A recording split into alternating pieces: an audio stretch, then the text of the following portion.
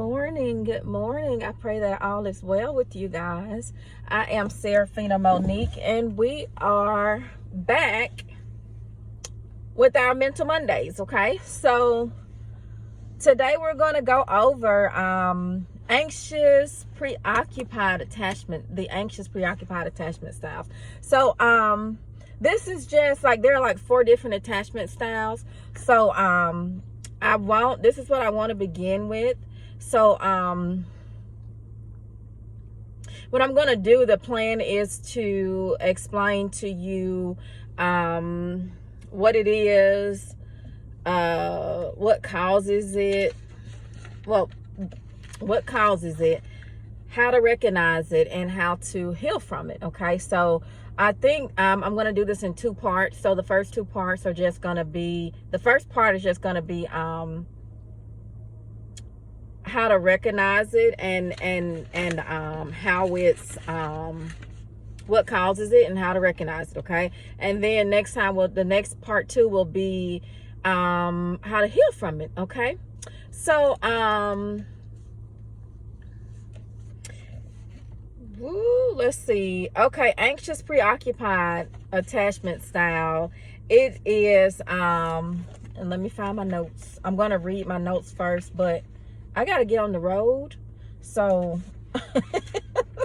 I'm gonna read my notes first, so then the rest of it is just gonna be, me talking. Okay, so what it is what causes it. So children, you know how they say, like, a lot of your problems today are rooted in childhood trauma. Okay, so your attachment style is just the way that you attach to people, like in relationships, the way that you attach to people. So can't think of the 4 off the top of my head, but I know it's a secure attachment style, anxious preoccupied attachment, and I think maybe avoidant or something, and something else, but we'll get to it. Okay, so what causes the anxious preoccupied attachment style is children living with caregivers who are neglectful, abusive, or emotionally unavailable. Okay, you guys, so if you guys have kids, then it is so important for us to get it right. Okay, it's so important for us to properly nurture them so that they can form these healthy attachment styles. Okay, so that they don't form an unhealthy attachment style that they have to work on healing from later in life. Okay, so it is rooted in abandonment, fear, and care related inconsistencies while growing up. Okay, so it is often developed when children are dependent on unreliable caregivers. Okay, they repeatedly learn that their caregivers may or may not come through when needed. Okay, and it says over time they begin to worry about whether or not their caregiver will be available or dependable, which hinders their ability to form a secure attachment. Okay, so you guys, with this anxious preoccupied, it's just like your caregiver didn't always come through for you, like whether that was maybe actual coming through for you, or coming through for you emotionally. Maybe sometimes when you felt the type of way emotionally, maybe you could go to them and get your needs met, or maybe other times you go to them and you didn't get your needs met. Whatever it was, they were inconsistent. Okay, so what this inconsistency does is it creates the anxious preoccupied attachment style. Okay, and if you have this attachment style, you are the type of person, like in relationships, you're a good person. You have a good heart. You have an open heart. You typically desire a relationship, but you tend to give a lot, and then you tend to settle a lot. Okay, but you tend to give a lot, and then you tend to settle a lot. to make the relationship work. Okay, so and then it's like when you feel threatened, you try to control the situation. Okay, so recognizing this is, let me see, maybe in relationships, honey, when you get into a relationship with someone, when you get into a relationship with someone, you tend to overlove, honey. You tend to overlove. You can be too much. Ooh, that sun. Okay, you can be too much. Okay, so it's like because you are moving out of you're operating from a place to where you're moving out of, you're operating out of you're in survival mode. Okay, so it's like you fear being abandoned. So in growing up, you couldn't the person that was, you know, your caregiver, they didn't give you this they were inconsistent while tending to your emotional needs. So whenever you find someone that shows a little consistency when you know, attending to your needs emotionally, then you're going to latch on to that. You're going to attach to that. Okay, and so it may not seem like a problem, but when you get in relationships, you tend to put that person on a pedestal. Okay, so you tend to put that person on a pedestal, but all along you feel like, you know, you're not good enough, because with this attachment style come insecurities. Okay, so you have insecurities. You still fear abandonment, so you feel like at any time they can leave you. Okay, so and it could all be in your head, like you overanalyze, you overthink things, and whenever you feel like something is wrong, you jump into that, oh, I gotta fix it, I gotta make it right so that they don't leave me. Okay, and so this can lead to you being a people pleaser. You giving more to that person. You put in more into that relationship than that person that you're with is putting into the relationship. Okay, so you're over giving, you're over loving, you tend to settle, and with you're clingy, and it can come across as needy. You're needy because you need to get those emotions met. Okay, you need to get those emotional needs met. Okay, so you tend to be clingy, you tend to be too much, and if just the thought of losing somebody, that's losing that person that you're in a relationship with, like, it brings on those feelings of you know, you fear abandonment, you fear that they're going to leave you. So again, you go into your people pleasing mode, and with this, you guys, you lose yourselves in relationships. Okay, you lose yourselves in relationship. You tend to, like we hear sometimes people, when they try to express their feelings to their partner, they'll say, I love you more than life itself. And it's like, baby, if you love me more than life itself, you love me too much, honey. And it's like, I mean, but you know, maybe that's just an expression, but some people actually mean it. Okay, some people actually mean that. When they say they love you more than life itself, they actually mean it. And it's like, no, I don't want you to love me more than life itself. I don't want you to love me more than, I'm sorry about this glare, you guys. I don't want you to love me more than you love yourself. Okay, so love yourself, honey. Love yourself, because until you properly know how to love yourself, you're gonna overlove me, and you're gonna be a burden to me. Okay, because so many times with this anxious, preoccupied attachment style, what they do is they look to you, they get lost in you. So they look to you for validation. They look to you to comfort them. They look to you for comfort because they don't know how to comfort themselves. So whenever they're upset, oh, I need to talk to, well, my man knows how to calm. He the only one know how to calm me down. And it's like, baby, you should know how to calm yourself down, honey. You know, so, and it becomes a burden to you. It becomes a burden to the other person in the relationship, because you are constantly seeking validation from that person, okay? You're constantly seeking validation from them. So they got to validate your feelings. They got to tell you you look good all the time. You constantly need to be reassured. That's a job, honey. That's a whole job. So it's like, how can they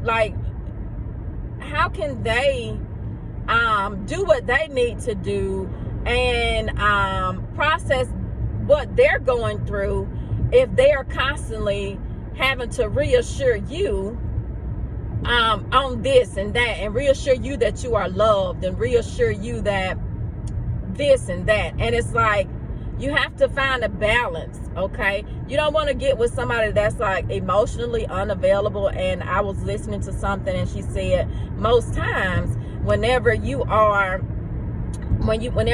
this anxious, preoccupied attachment style, then most times you're not going to attract someone with a secure attachment style, okay? So most times you attract someone who is emotionally unavailable, which it don't make sense a lot, because it's like, my anxious, preoccupied attachment style requires that I get validation from you, and I get this from you, and I get that from you, then how can I attach to somebody who is emotionally unavailable, okay? And I just feel like reason being is because whenever you have this attachment style, you tend to ignore the red flags, sweetheart. You ignore the red flags. So what you do is like the red flags that, like, if a person is dismissive, okay, or if they are like if they're dismissive of your feelings, okay, or if they aren't loyal to you, okay? And it's not saying loyal as in like maybe they cheat. Maybe it's loyal to the point to where they're just not loyal. They're not giving the relationship what they need to. They're not putting what they need to into the relationship, okay? So, but when you go into the relationship, you put your all in it, honey, and then some, okay? Because you fear abandonment. You don't want to be abandoned, okay? So, and then you ignore red flags, like if they're dismissive, you ignore that. If they aren't loyal to the relationship, they don't match your energy, you ignore that. Or if they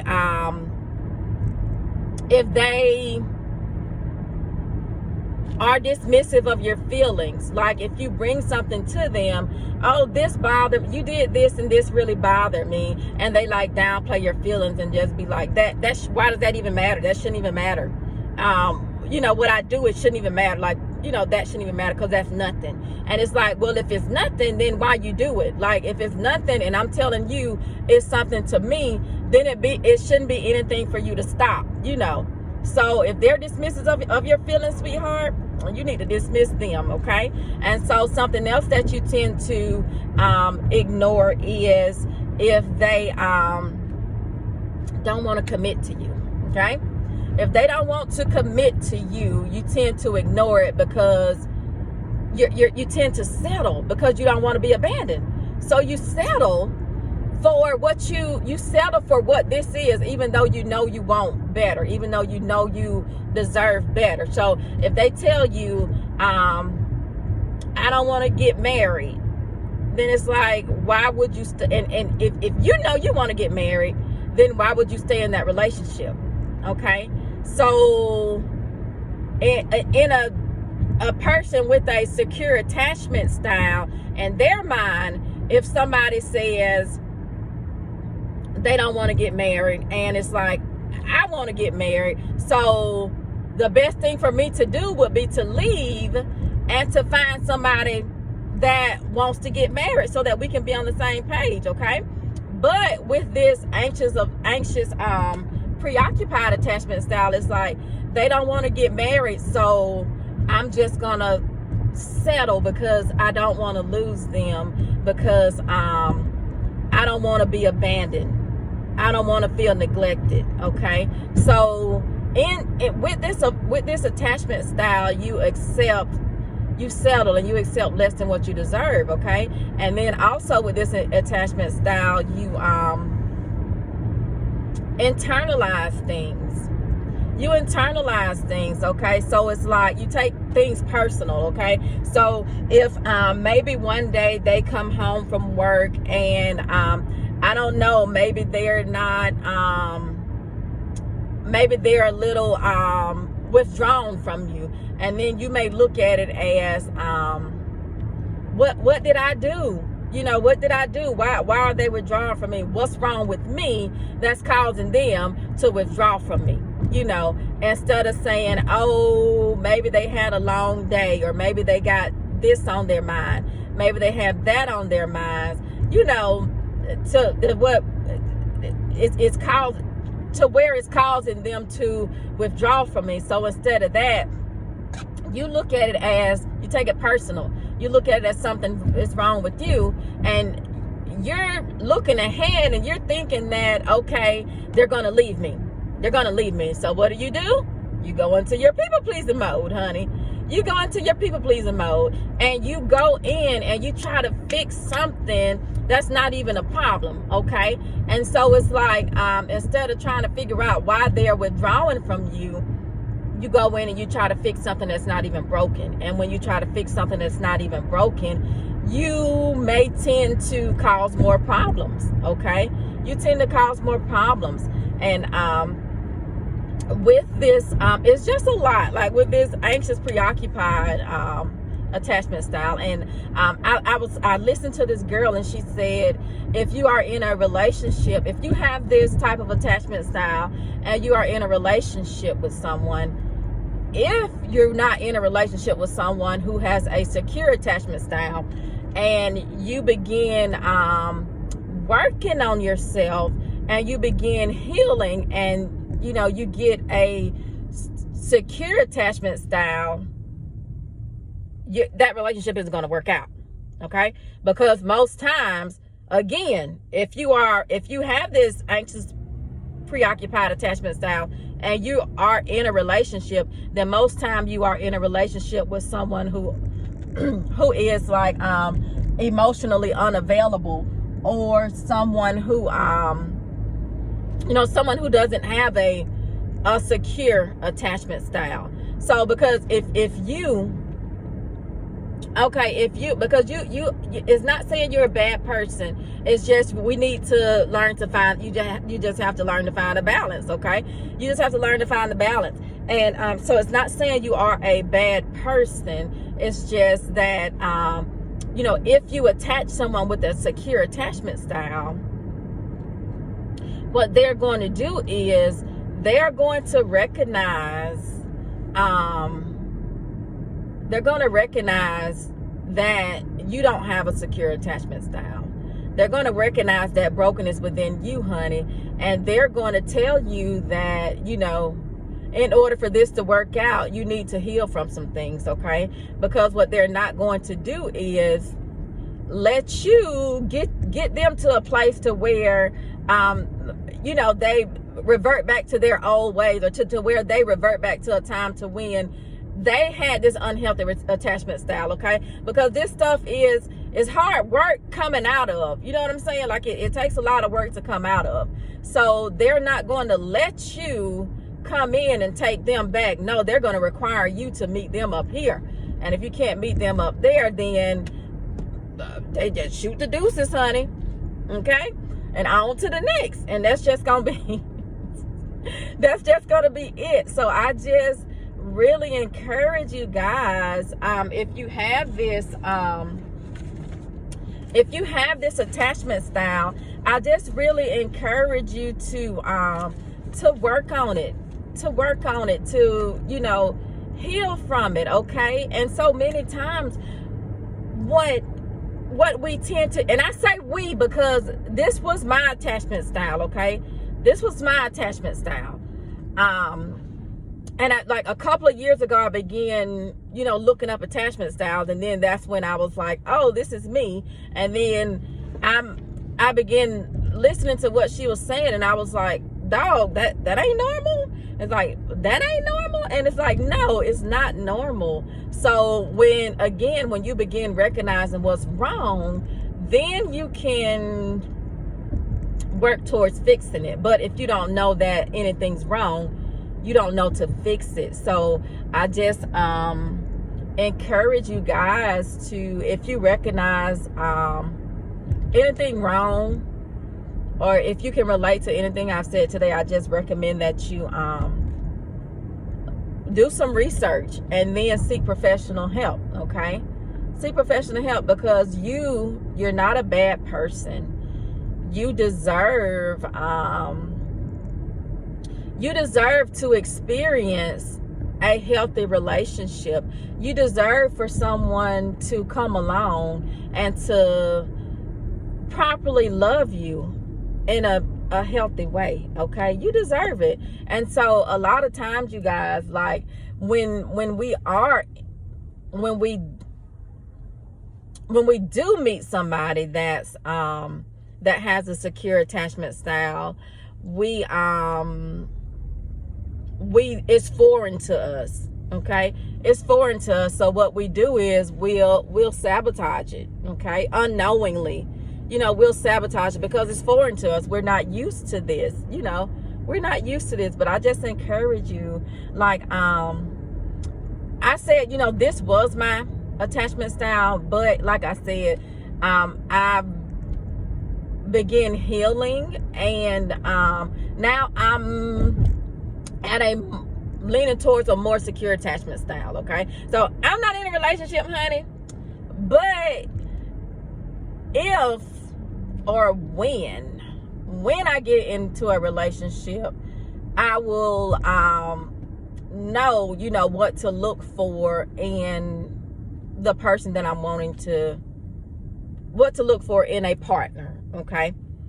You know, so I will know what to look for, and I will recognize the red flags, and I will be at a place to where I don't have all these abandonment issues, so I can exit stage left, honey, okay? So I won't internalize, or I'm there, honey. I'm not internalizing. I'm not like if somebody if somebody I don't know, I'm not internalizing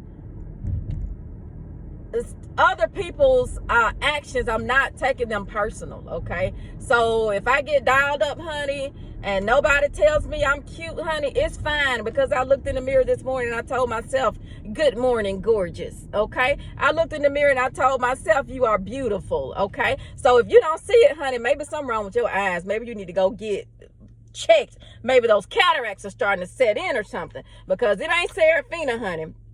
So you just have to get to that place to where it's like, it's not me. It's not me. So if this person forget to tell me I'm beautiful that day, that doesn't mean I'm not beautiful. Maybe they have a lot on their mind, okay? So you just have to get to that place, honey. And if you're not in a whether you're in a relationship or not, I just encourage you to work on yourself, because whenever I started counseling, I was in a relationship, okay? But I told my counselor, I was like, I don't want to work on and I don't know if it's weird or not, but I was just like, I don't want to work on the relationship. I just want to work on me. Okay, so when I went to counseling, I kind of told my counselor, you know, I just wanted to focus on me. I didn't want to focus on the relationship at that moment. Like, I just wanted to heal some stuff within myself, because I knew that, like, I don't know, it was just like if the relationship ended, then I would still have to know how to deal with things and how to still function. And how to still function, you know, without the relationship. Okay, so you know, especially since I had because of my attachment style, I knew that it would be something hard to walk away from because of my attachment style. Okay, so I just encourage you guys, work on you, honey, especially if you don't have a secure attachment style. Work on you. Work on getting that secure attachment style. Okay, work on getting that. And if you could relate to anything I said today, I mean, it's so much more. So I just encourage you to do the research, honey. Okay, so, and if you find yourself being able to relate to anything that I said today, I just encourage you to start your journey. Get some professional help, okay, so that you can have that secure attachment style, so that when you know, if you're not in a relationship, when it is time for you to be in a relationship, you will you'll recognize a healthy relationship when it comes your way. Okay, and you won't sabotage it, honey. Okay, so I don't know, you guys, everybody deserves to experience a healthy relationship at least one point in their life. Everybody deserves to experience being properly loved. Okay, everybody needs to experience that. So I just encourage you to work on yourself, and not this. I'm not talking about this toxic stuff, honey. I ain't talking about this toxic stuff. Like real, true, genuine love. Like, I don't know. Everybody you deserve to experience that. So work on yourself, and work on healing things within you, so that you can go into a relationship whole, and you can go into a relationship with a secure attachment style, and you won't sabotage that relationship because of your insecurities and you know, and whatnot. So I think I said everything I wanted to say, you guys. So next time you see me, we're going to go over healing from how to begin the healing process, how to begin healing from this attachment style, anxious, preoccupied attachment, this anxious, preoccupied attachment style, how to begin healing from it. Okay, so that is it for today, you guys. I am Serafina Monique. You guys enjoy the rest of this day, and be blessed and be a blessing.